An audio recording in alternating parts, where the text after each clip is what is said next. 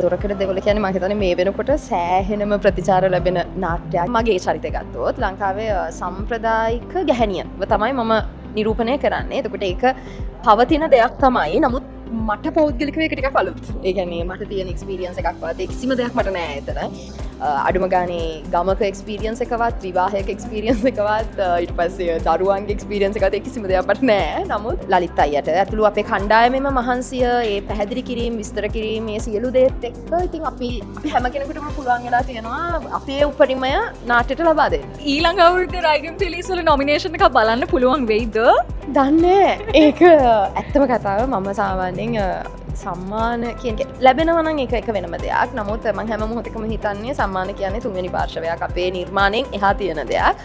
ලැබෙනවා නම් ලැබෙයි. ඒ හැර ඒක මත ඩිපෙන්ඩ් වෙන කැරක්ටර් එකක් නෙවෙයි මම හිතන්නේ අපේ කවුරුත් නමුත් ඇත්තටම උත්සාහ කරන්නේ සහ අපි හැම කෙනෙක්ම මේ මොහොතේත් උත්සාහ කරමින් ඉන්නේ අපේ උපරිමය වැඩේට කන්ට්‍රිබියුට් කරන්න.